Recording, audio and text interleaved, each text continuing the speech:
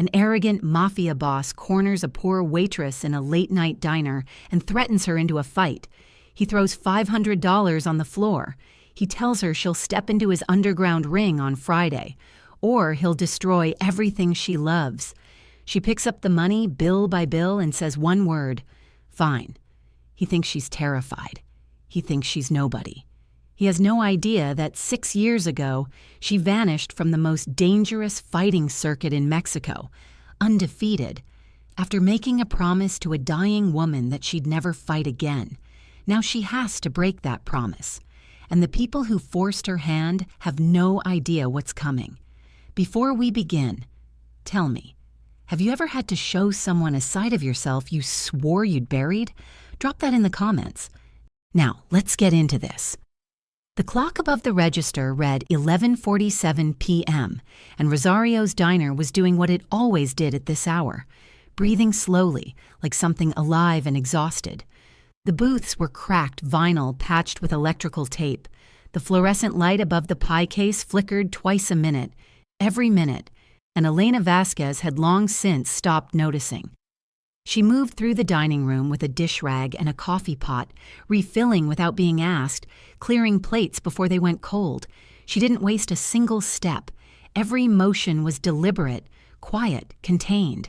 The way a person moves when they've learned that the world charges extra for taking up space, $9.50 an hour. That was what this life cost and what it paid, and Elena considered those numbers even now, because money was always math when you didn't have enough of it. $600 a month to Marisol's nursing school, $200 to the rehab charity, $70 for the apartment. What was left went to groceries, shoe glue, and the 3 work shirts she rotated and hand-washed in the bathroom sink. She wasn't poor in the way people pitied. She was poor in the way people became invisible. The diner held its usual late crowd. A trucker on his second slice of pie, a nursing student with a textbook propped against the sugar shaker, and Mr. Tedesco in his regular booth by the window, 74 years old, brown corduroy jacket, thinning white hair combed neatly to one side. He came every Tuesday, always the same booth, always the same order. Elena slid 2 extra pancakes onto his plate without a word. He looked up, surprised every time, though she'd done it for 2 years. "You don't have to keep doing that," he said. "I know," she said, and moved on. That was the whole conversation. It was enough. At the register, Manny Rosario stood hunched over the night's tallies, reading glasses perched at the end of his nose. 68 years old, hands permanently stained with fryer grease, wearing the same faded polo shirt he wore every day. The one with the embroidered logo his late wife Rosa had designed 31 years ago. He'd been opening this diner at 5 in the morning since before Elena was born.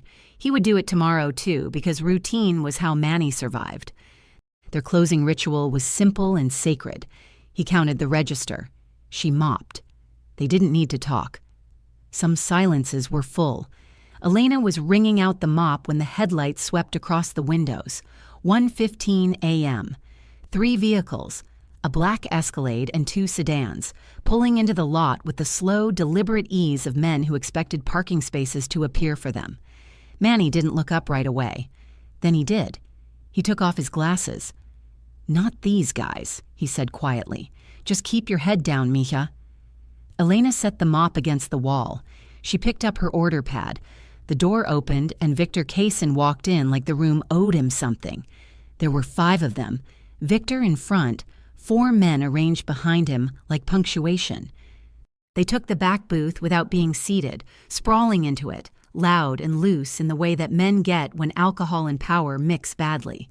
Victor was 41, broad-shouldered, soft in the middle, gold chain, $4,000 watch that he touched constantly, rotating it on his wrist. His cologne arrived before he did. He didn't look at the menu. He told Elena what he wanted. Items the diner didn't serve, listed with the expectation that stating a thing was the same as having it. His crew laughed at the right moments. They were performing for each other. Elena wrote nothing down. "We don't have that. I can get you eggs. I can get you coffee." Victor looked at her for the first time. Really looked, the way a man looks when he's deciding whether something is worth his attention. "You could smile," he said. "That's free." She didn't smile. She brought the coffee. The next 20 minutes were a slow escalation, the kind that builds so gradually you almost miss the moment it becomes something else. A snapped finger, a cup pushed back because it wasn't hot enough, a comment about her shoes, directed at one of his men but pitched loud enough for the room. Manny stood frozen behind the register. The trucker had paid and left. Mr. Tedesco sat very still, watching his coffee cool. Then Victor reached out and grabbed Elena's wrist. It happened fast. She pulled free, a single clean motion, rotating her arm against his thumb. It wasn't dramatic. It didn't look like anything special. But it was just slightly too fast and just slightly too precise, and Victor felt it. The table went quiet. Heat climbed his neck. His jaw tightened. He'd reached for something, and it had moved away from him, and 3 of his men had seen it happen, and that was the kind of thing Victor Kaysen could not survive in front of witnesses. He swept the plates off the table. The crash was enormous in the quiet diner.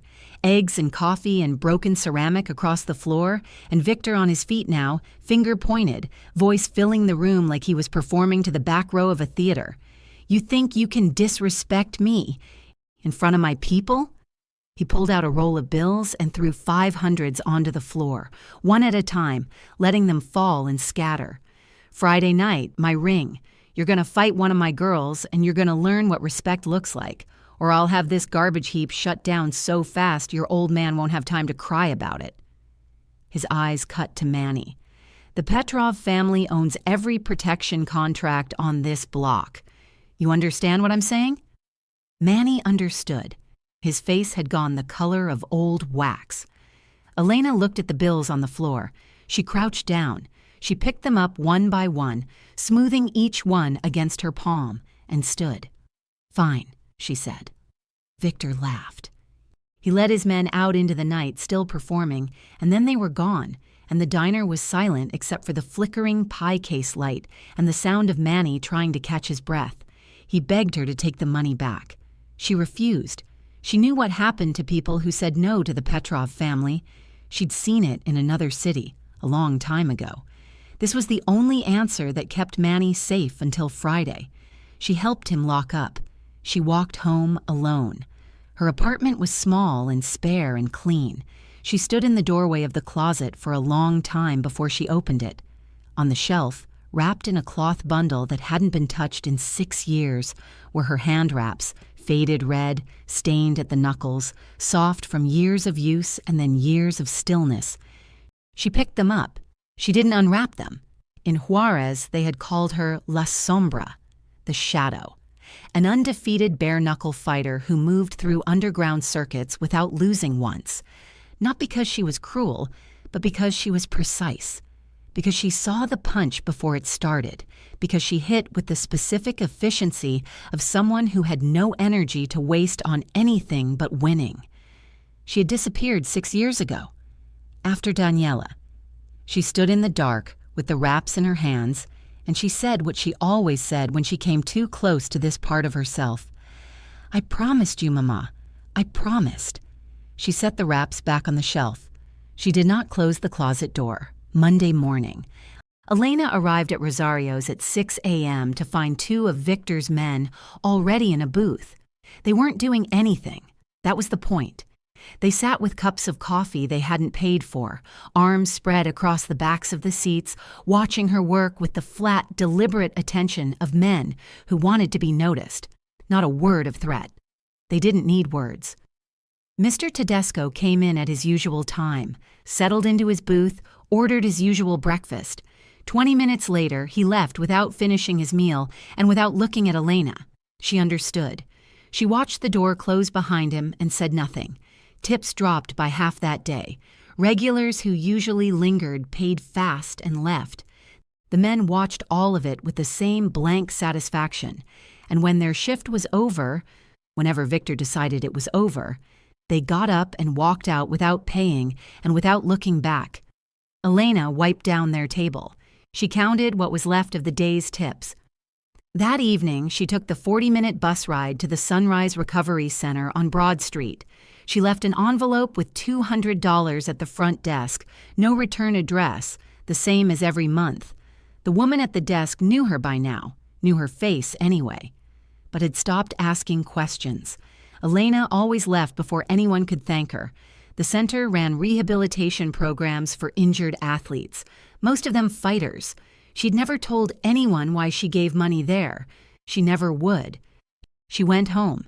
She stood in front of the heavy bag, still hanging in the corner, untouched, still carrying the faint smell of canvas and old leather.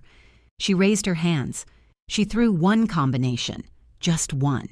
It was explosive. It was technically perfect. The bag swung hard on its chain, and the sound of it in the small apartment was enormous. Elena stepped back immediately. Her hands were shaking, not from exertion, from recognition. She pressed her palms flat against the wall and breathed until the feeling passed. That part of her was still in there, still quick, still precise, still capable. She had not burned it out. She had only buried it. And burial, she was learning, was not the same as death. She was still standing against the wall when her phone buzzed. A notification, a post on a platform she didn't use, shared to her by a number she didn't recognize. She opened it. Victor Kaysen's crew had filmed her on a phone through the diner window, head down, order pad in hand, moving between tables with her worn sneakers and her 3 shirts in rotation life. The caption read, "Friday's entertainment. Watch this waitress learn her place." The comments were already accumulating, laughing faces, clapping hands, people who didn't know her name or her history or anything about her, enjoying the performance of her humiliation. She put the phone down. The next morning, Manny asked if she was okay, and she looked at him. This man in his dead wife's shirt, this man who had given her a job and a ritual and something close enough to a family, and she said what she believed. "I've survived worse than men who need an audience." Manny nodded like he wanted to believe her. Elena's phone buzzed again. Another comment on the post, then another. Victor had gone public, which meant he'd just made her past findable by anyone who went looking. She stared at the screen for a long time. By Friday, whoever cared to look might find out exactly what La Sombra had done in Juárez. The question was whether Victor Kaysen had any idea what he was inviting into his ring. He didn't. But someone else, watching from the shadows of a 14-month investigation, already did. Elena didn't sleep Tuesday night. She lay on her back in the dark, staring at the ceiling, and the ceiling became a canvas for a place she hadn't let herself visit in 6 years. But the social media post had cracked something open, and the memories came through the crack whether she wanted them or not. Juárez. 6 years ago. She was 28. The underground circuits there operated in warehouses, parking structures, the backs of restaurants with the lights turned down low. No rules, no referees, no safety net. Just 2 people and a crowd and a clock. Elena had walked into that world because the hospital bills for her mother's cancer treatment were 3 months overdue, and her other options had run out. She was fast, faster than anyone expected from a woman her size. She read opponents the way other people read faces. Before they'd committed to the move, she already knew where it was going. They started calling her La Sombra, because you couldn't hit a shadow. She was not cruel. She was precise. She ended fights quickly, cleanly, without malice. She told herself that mattered. Then came Daniela Reyes. Daniela was 22, a rising fighter from Chihuahua, cocky in the way that talented people are before the world adjusts them. She pushed forward all night, reckless, hungry. Elena handled her. She was always handling her, reading her, staying just ahead. But in the final seconds, when it was already over, Elena threw one combination too many. She felt it wrong the moment it landed. She knew before Daniela went down. The crowd went silent. That kind of silence has its own weight. Elena was on her knees in seconds, holding Daniela's head in her lap, keeping her still, talking to her in a low, steady voice. Stay with me, you're okay," until the ambulance arrived. Daniela's eyes were open. That was the worst part. Her eyes were open, and she was trying to move, and she couldn't. Permanent spinal damage. She would walk again, eventually, with a cane. She would never run. 3 days after the fight, Elena sat beside her mother's hospital bed in a different ward of the same city. Her mother was dying. Cancer had stripped her to something fragile and luminous, and she gripped Elena's hand with a strength that had no business being in those fingers. "Promise me," her mother said. "Promise me you'll use your hands to hold people up, not put them down." Elena promised. Her mother died 11 days later.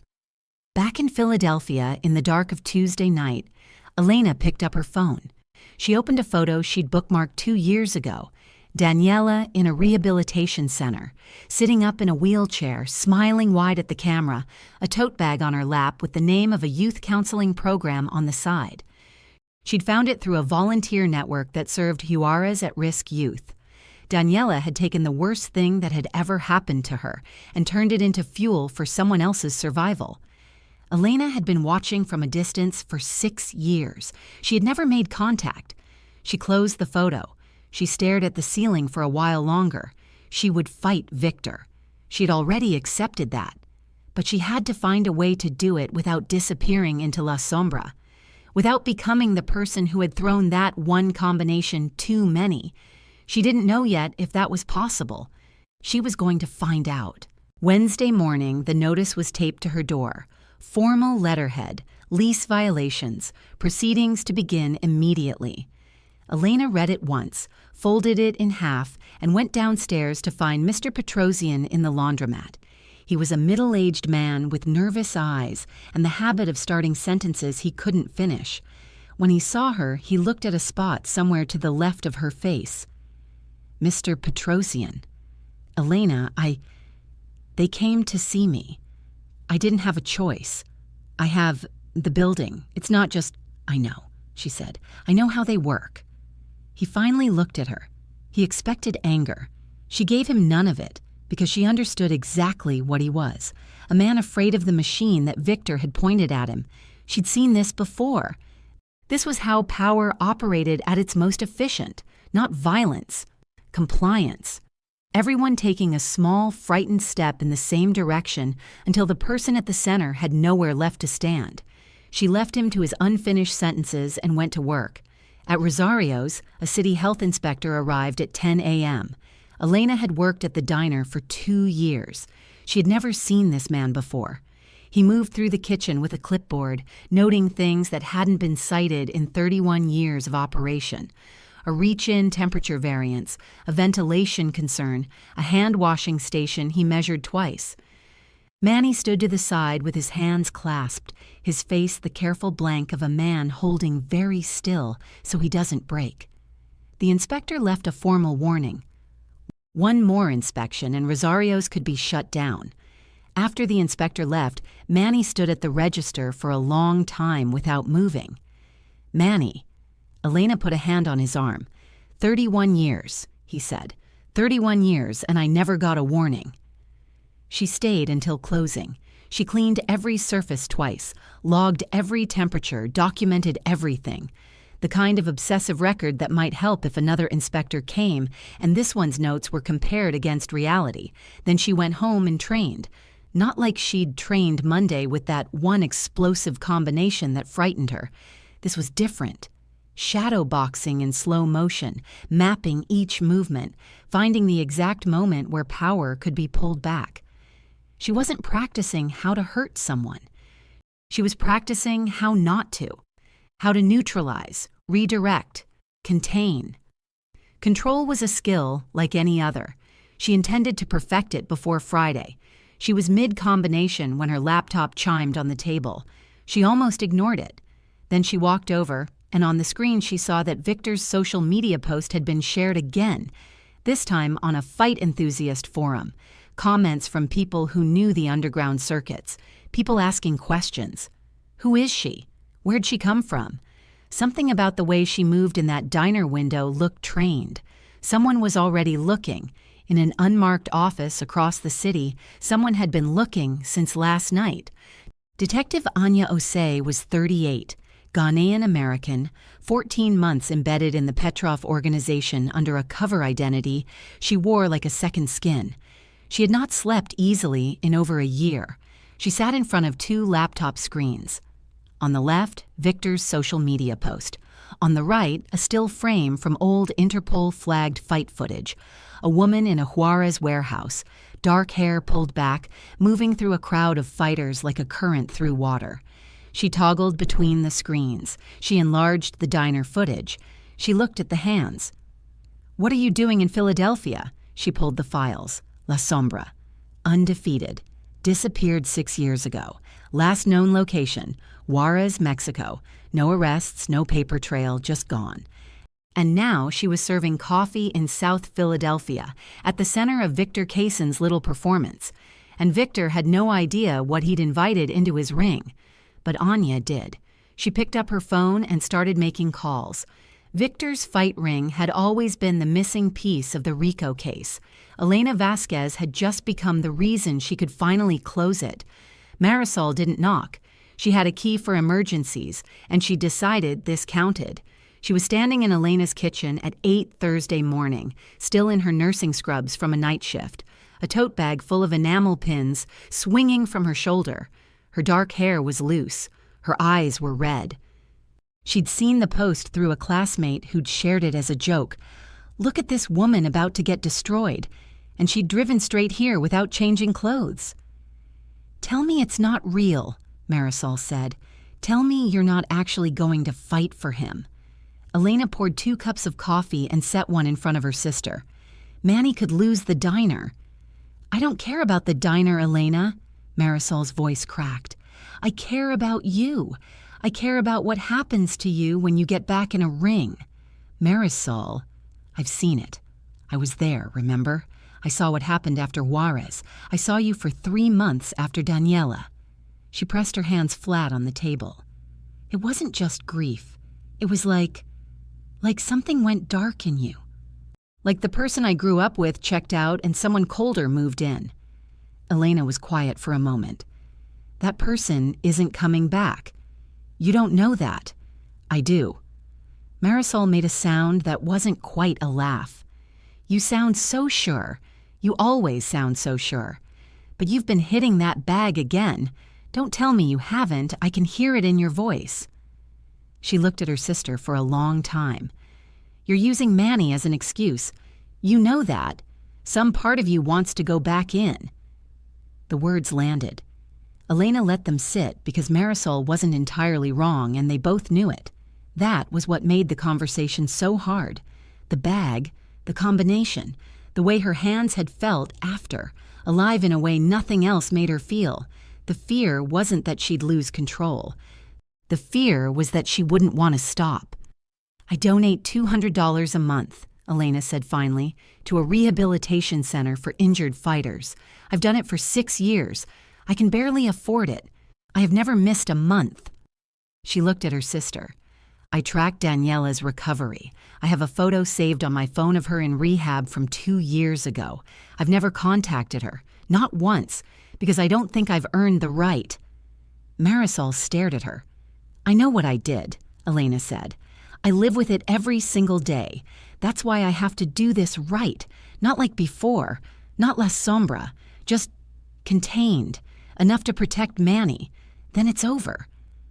Marisol was crying quietly, the way people cry when they've run out of arguments. "You promised Mama. You promised her, Elena." "I know." Elena's voice was steady. Mama never met a man like Victor. They sat together for a while without talking. Marisol didn't leave. She just stayed because that was what sisters did when there was nothing left to say. That evening, 3 blocks away, Anya Ose sat in a corner booth at Rosario's with a cup of coffee and a newspaper she wasn't reading. She watched Elena work. She watched the quiet efficiency of it. The way Elena steadied an old man's cup, the way she absorbed the presence of Victor's 2 booth-sitters without a flicker of visible fear. Anya photographed them without raising the camera. She noted their positions, their faces, their sightlines. She had worked alongside dangerous people for 14 months. She knew the taxonomy of them. Elena wasn't dangerous the way they were dangerous. Elena was something else entirely. That night, Elena called a number she hadn't dialed in 6 years. Coach Reuben answered on the second ring. His voice was exactly the same, gravel and warmth, the voice of a man who'd spent 40 years in gyms and still believed in the work. She told him what she needed, not how to win, how to stay in control while winning. He was quiet for a moment. Then he said, "You stop the strike before it starts. You don't think about landing. You think about where to put your hands after. The decision lives in the follow-through, not the hit." She understood immediately. After she hung up, she sat on the edge of the bed and picked up the hand wraps from the closet shelf, faded red, soft with age. She began wrapping her left hand slowly, pulling each pass tight, working from palm to knuckle the way Reuben had taught her a lifetime ago. The oath was bending, she could feel it, but she was not breaking it. Not yet. She was just making sure that if it did break, if Friday came and she had no choice, she would be the one in control of what happened next, not La Sombra, her. She saw the lights from 2 blocks away, blue and red strobing off the brick walls, the kind of light that means something already happened, that whatever was going to break has broken. Elena stopped walking. Then she ran. The diner looked like something had erupted from inside it. Both front windows gone, glass across the sidewalk like a field of ice, the door hanging open, and across the entire front of the building, in red paint that was still dripping at the edges, 2 words, "Dead woman." The patrol officers stopped her at the door. She told them she worked there. They let her through. Manny was standing in the middle of the dining room, still in his polo shirt, staring at the booths with the expression of a man who'd lost something he couldn't name. The register was on the floor. 2 chairs were splintered. Someone had swept an arm across the counter and taken everything with it. The sugar dispensers, the napkin holders, the framed photo of Rosa that hung behind the register. Elena looked for the photo. It had landed face down beside the back wall. She started toward Manny. He turned at the sound of her footsteps, and she saw it then. His hand pressed flat against his chest, fingers splayed, the way people press on a thing that hurts. His face had gone the color of wet cement. "Manny!" She was already moving to him. Sit down right now."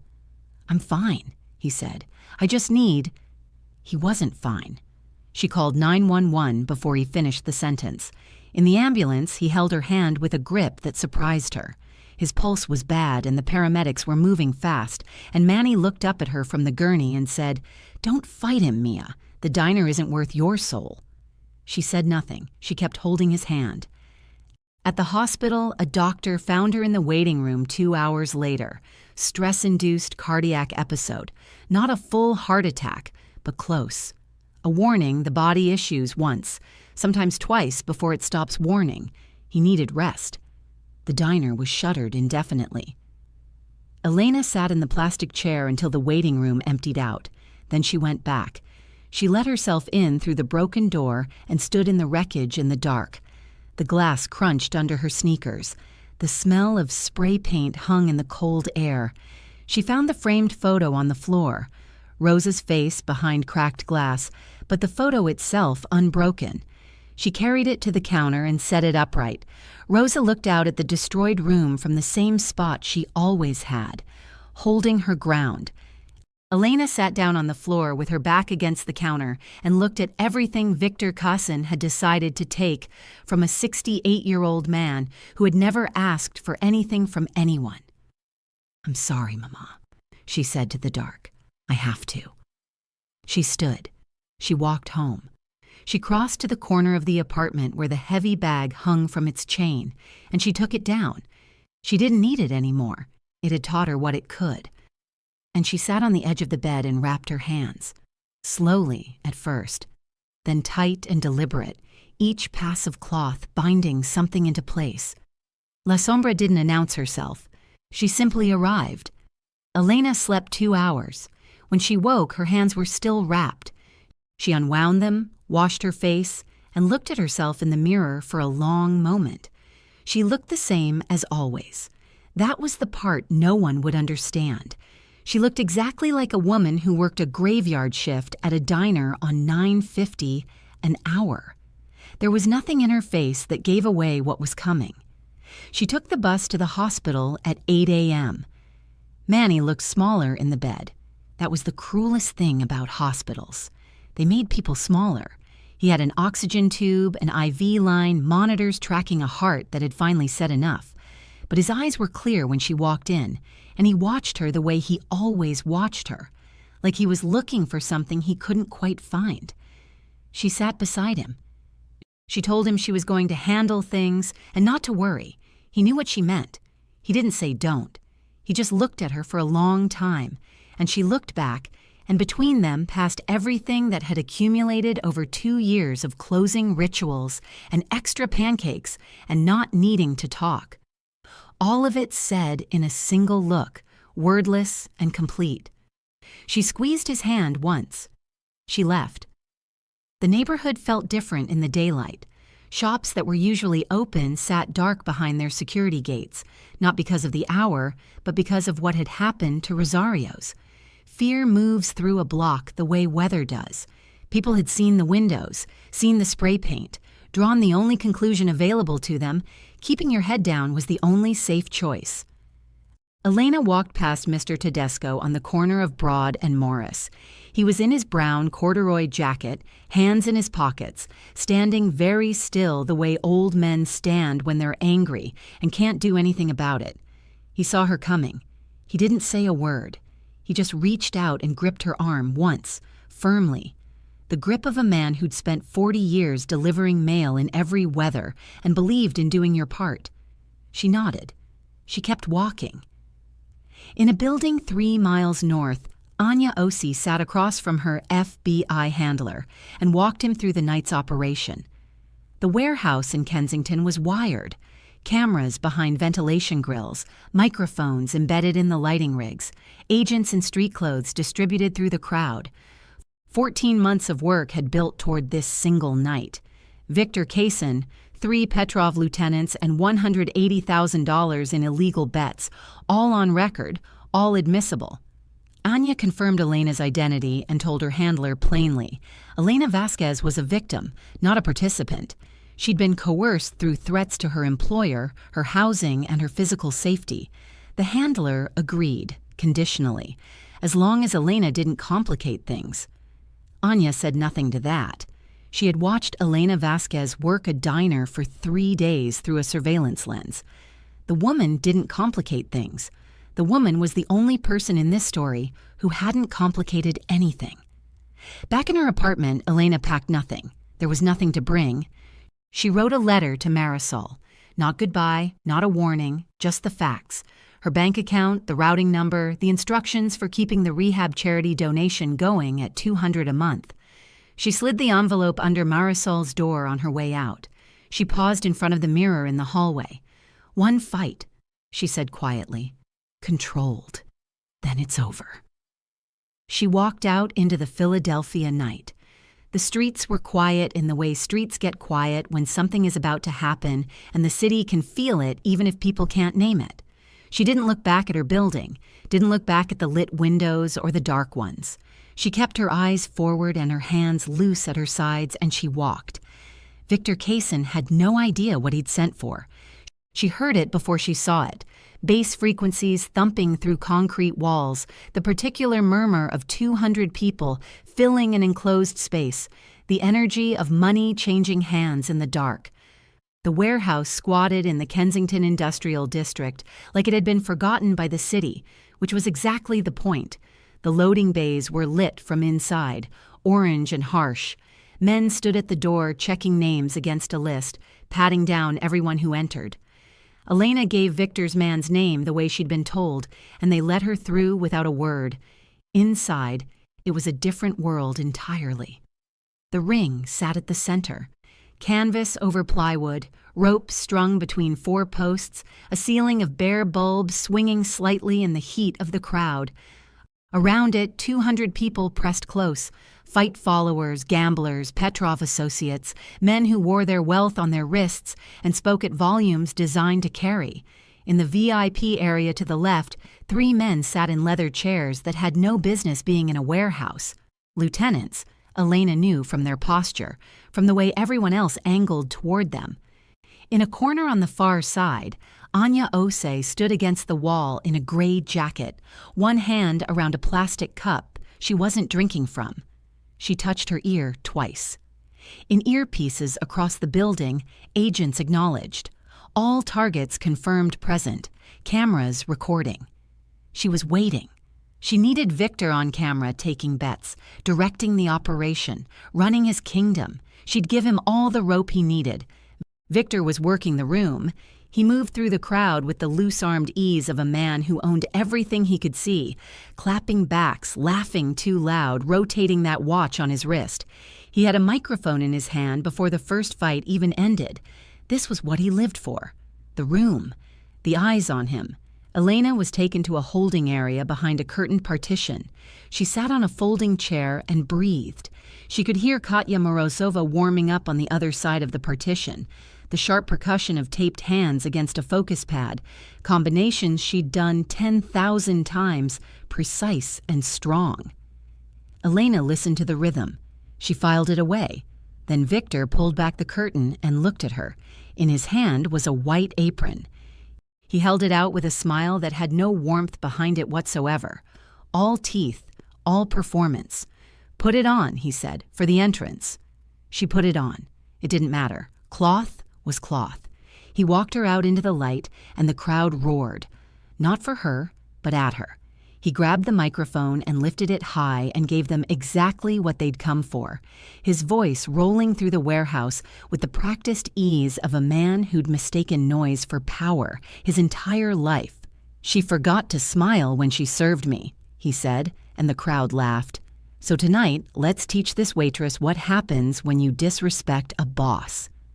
200 people cheering. Anya Ose against the far wall watched Elena's face during all of it. Not a muscle moved. The bell rang. Elena reached back, untied the apron, and let it fall to the canvas. She turned to face Katya Morozova, and for the first time since Elena had walked into the light, Katya's expression changed. Something flickered behind her eyes, a professional instinct firing, a recognition she couldn't yet name. Elena shifted into her stance, and everything that was about to happen began. Katya threw the overhand right hard and fast, the punch that had finished 7 of her 12 wins. Elena wasn't there when it arrived.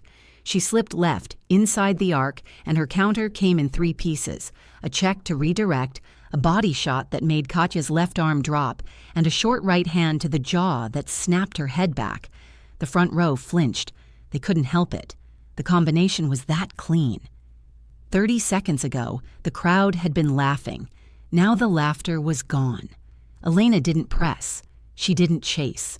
She moved backward and let Katya reset, watching the way a person watches something they already understand. Katya tried again. A leg kick, a double jab, a level change into a takedown attempt. Elena answered each one before it finished. The leg kick she checked without looking. The jabs she parted with the backs of her wrists. The takedown she turned into a position she controlled, spinning Katya to the side and stepping away, unhurried, as if she had all the time in the world. The stunned silence in the warehouse had a texture to it, something shifting. Veteran fighters around the ring exchanged looks. They knew what they were watching. This wasn't brawling. This wasn't adrenaline. This was a level of technical mastery that took years to build and a lifetime to maintain. The kind of fighting that looks almost slow to untrained eyes, but is actually 3 moves ahead of everything in the room. Katya knew it too. Elena could see her recalibrating, adjusting her read of the situation. To her credit, Katya kept coming. She was a professional. She didn't quit. But there was only one way this was going to end. Elena moved in. She let Katya throw, slipped to the back, and locked her arms around Katya's neck. The rear naked choke, applied with the exact pressure of someone who knew exactly how much was enough and how much was too much. No rage, no excess, just the right amount, held with the right technique until Katya's hand tapped the canvas twice. Elena released before the tap finished. She stepped back. She reached down and pulled Katya to her feet. Katya stood there gasping, her eyes going wide as she looked at the woman in front of her. Not a waitress, not a joke, not a prop in Victor Cassin's little theater. Something else entirely. "Who are you?" Katya asked. Elena didn't answer. Some questions don't need one. In the VIP section, Victor was on his feet. His face had gone from red to something darker, his lieutenants watching him from the corners of their eyes, waiting to see how he handled this, his spectacle, his joke, his perfect humiliation, now sitting at the bottom of the ring like a broken prop. He didn't make a decision. He just moved. Rage is like that. It skips the part of the brain that calculates consequences. He vaulted the rope and charged at Elena, screaming, his right arm swinging wide and wild, everything he had thrown into a single amateur punch. Elena stepped inside it. Open palm. One strike. The sound it made was sharp and final. Victor folded to the canvas, clutching his face, blood streaming through his fingers from his shattered orbital bone. He made a sound that was nothing like the voice he used on the microphone. Small, wet, frightened. Elena stood over him. Her breathing was controlled. Her hands were shaking, not from exhaustion, but from the effort of stopping. She had chosen the open palm. She could have chosen something else. She leaned down, close enough that only Victor could hear. "I'm not the one who forgot respect." Victor didn't answer. He was past answering. And then every door in the warehouse banged open at the same moment. Light flooded in from every angle. Voices shouting commands. Black tactical gear. Badges catching the ring lights. FBI. The warehouse erupted into chaos. 200 people scrambling in 200 directions. Agents cutting off the exits. Men in suits being walked to the wall with their hands raised. Victor was still on the canvas. A federal agent's knee pressed between his shoulder blades, wrists cuffed behind his back. He was still making that small, wet sound. Anya Ose walked to the center of the ring. She picked up the microphone Victor had dropped. She held up her badge. "Nobody move," she said. Not loudly, but with the particular authority of someone who didn't need volume to be believed. The room went still enough to hear the fluorescent lights buzzing overhead. "Every person in this building has been recorded. The operation you participated in tonight constitutes racketeering under the RICO statute. Victor Kosin is under arrest.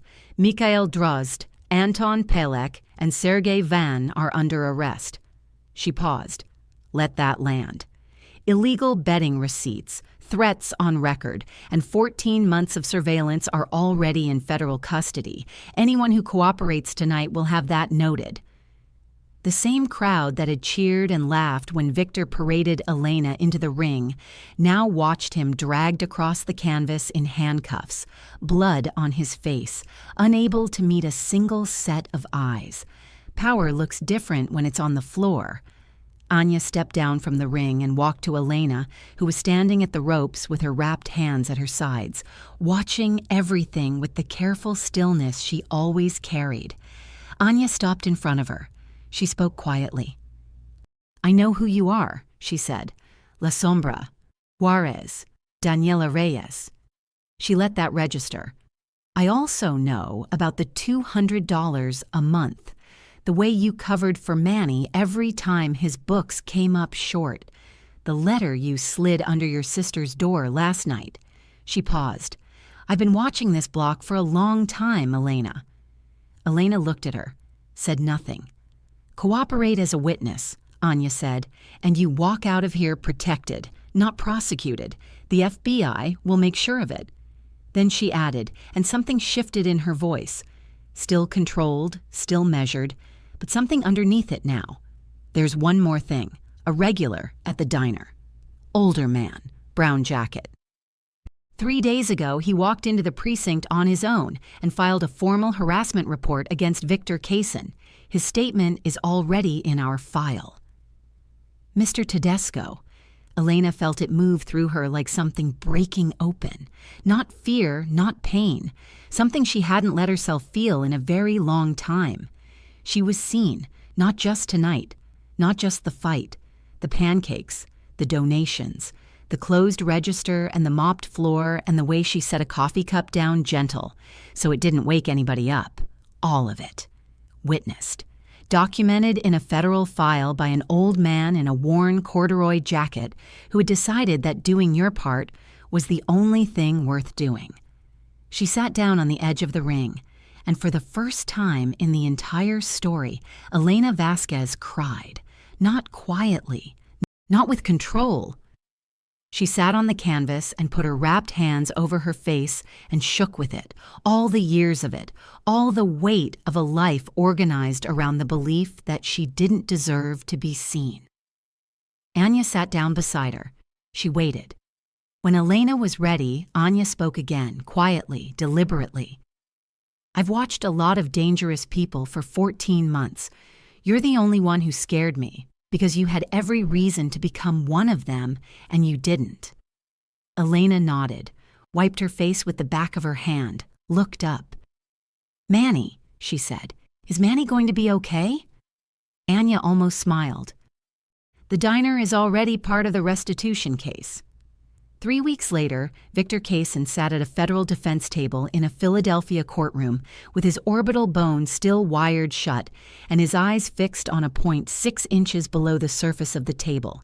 He didn't look like a boss. He looked like a man who'd shrunk inside his own suit. Elena took the stand and told the truth. She was calm. She was precise. She described each threat in the sequence it arrived.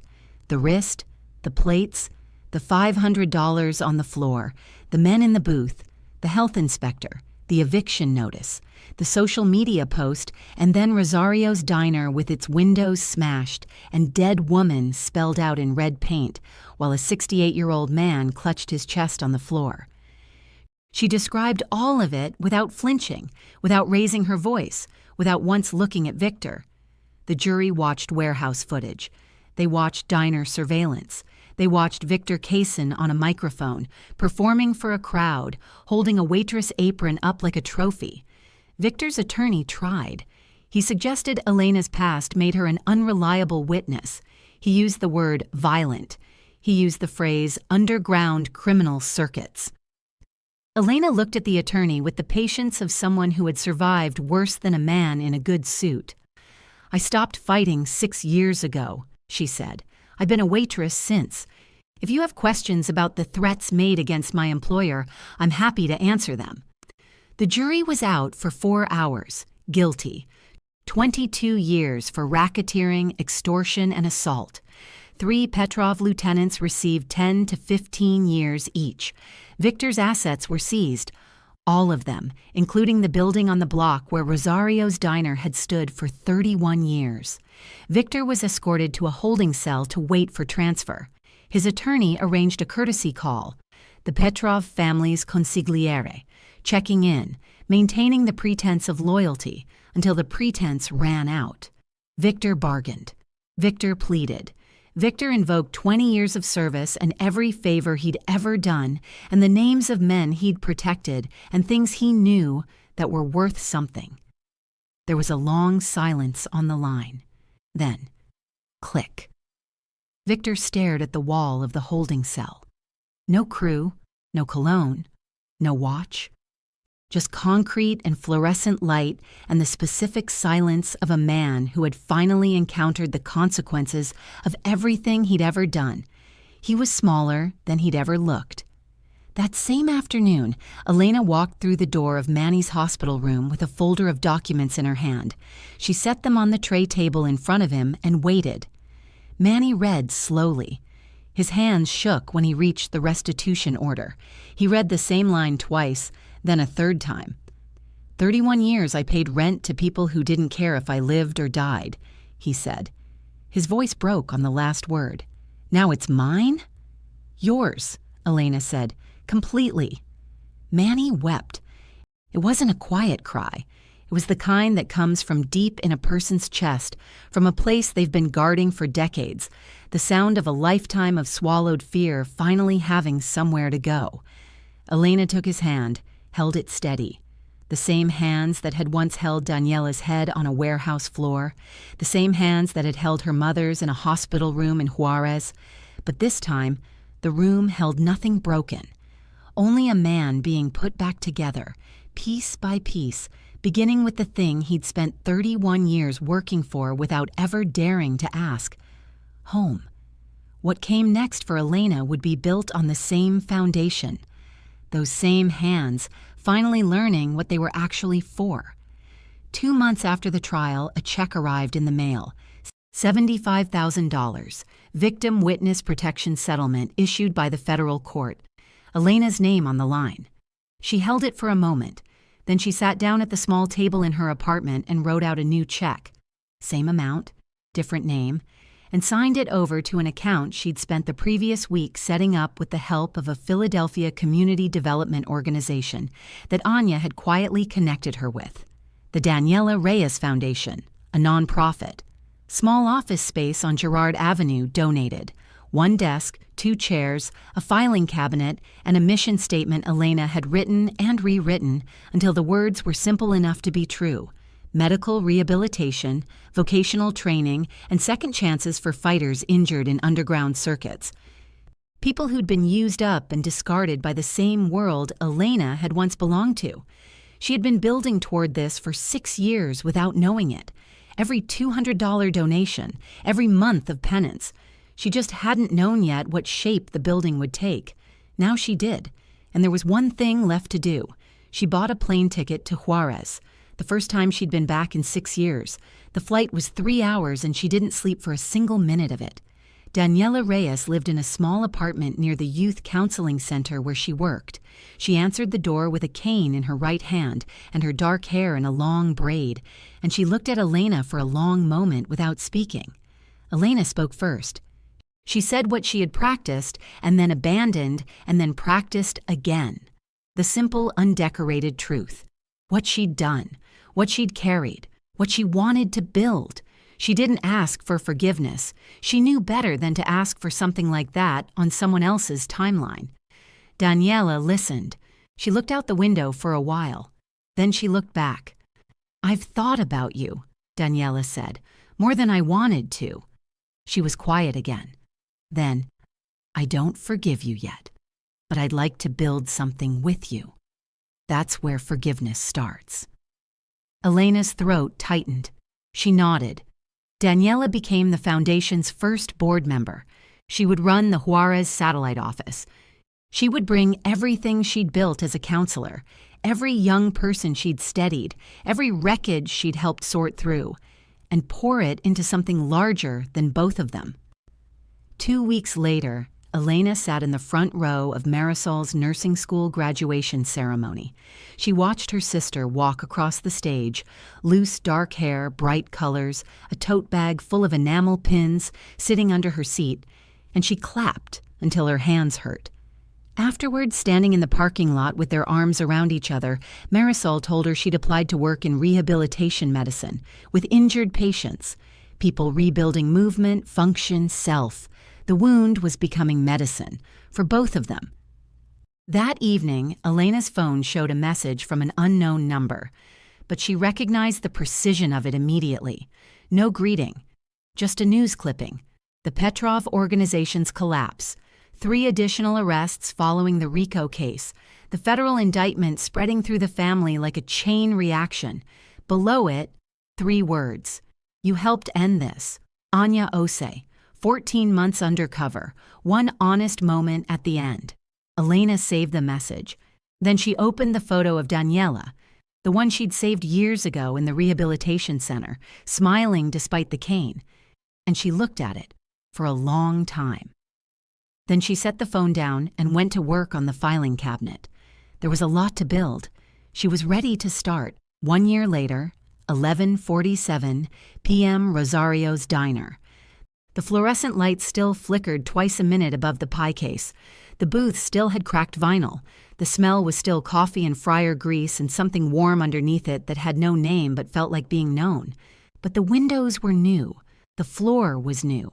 A small brass plaque near the door read, "Rebuilt with Community Spirit 2026. Behind the register, Rosa Rosario's photo hung in a new frame. Same spot, same smile. Watching the room she'd built continue to hold. Manny worked the register on weekend nights now, slower than before, a little more careful with the stares, but present, eyes clear, mustache trimmed, the faded polo shirt finally replaced with a new one that bore the same logo Rosa had designed, stitched fresh. He owned the building. Every morning when he unlocked the door, he knew that. He would never not know it. Elena still worked the graveyard shift, not because she had to. She had the settlement money, what little she hadn't signed over, and Marisol had stopped needing the $600 a month since her nursing job began. Elena worked the late shift because this was her home, and she had learned, slowly, imperfectly, through more damage than she wished, that home was worth showing up for. 3 nights a week, the back room was hers. The women came after their own shifts ended. Waitresses still in their work shoes, nurses in scrubs, single mothers who arranged babysitters and rode 2 buses to get there. They came because they'd heard about a free self-defense class taught by a woman who didn't teach aggression or anger or how to win a fight. She taught control. She taught awareness. She taught the difference between power and destruction and how to hold one without becoming the other. The class had a waiting list, 12 names long. The Daniela Reyes Foundation had served 34 injured fighters in its first year. A man in Bogota relearning to write after a hand injury, guided by a physical therapist the foundation had funded. A woman in Phoenix starting a carpentry apprenticeship after a shoulder reconstruction. A thank you letter from a 19-year-old in Newark who had found the foundation's intake form through a shelter worker, and whose letter said simply, "I didn't know anyone kept track of people like me." Elena had pinned it to the refrigerator in the Girard Avenue office and looked at it every morning. In Juárez, Daniela ran the satellite office with the same steady energy she'd once aimed at a fighting career, redirected, rebuilt, aimed at something that couldn't be taken away. It was a Tuesday. Mr. Tedesco walked in at his usual time, brown corduroy jacket, thinning white hair combed neatly to one side, the USPS pen still in his inside pocket. He took his regular booth, he ordered his regular meal. Elena brought it out. She set the plate in front of him. And then she slid 2 extra pancakes alongside it, same as always, same as she'd done 100 Tuesdays before Victor Kaysen ever walked through the door. Mr. Tedesco looked at the pancakes. He looked at Elena. "You never stopped, did you?" he said. Elena smiled. It was the first time in this story that anyone had seen her smile like that, fully, without armor, without the particular restraint of someone who believes their happiness is borrowed. "Some things are worth holding on to," she said. He nodded. He picked up his fork. Elena moved on to the next table. She refilled a coffee cup. She steadied a napkin dispenser that had started leaning again. She pulled her notepad from her apron pocket and walked toward the next customer. By the register, a small hand-painted sign hung on a nail someone had put in the wall the week the diner reopened. The paint was uneven, the letters slightly crooked. Manny had made it himself, which explained both things. Strength isn't what you can destroy. It's what you choose to protect. The diner hummed. The pie case flickered. Outside, South Philadelphia was doing what it always did at midnight, breathing slowly, full of people making it through the night 1 hour at a time. And inside the light of Rosario's diner, Elena Vasquez moved between the tables like she always had, quiet, precise, gentle. And this time, finally, she was not punishing herself for any of it. She was just home. If this story moved you, if Elena's quiet strength reminded you of someone you know or someone you want to be, share it. Because every story about someone choosing kindness over destruction, protection over power, repair over revenge, those stories are worth carrying forward. Thank you for listening.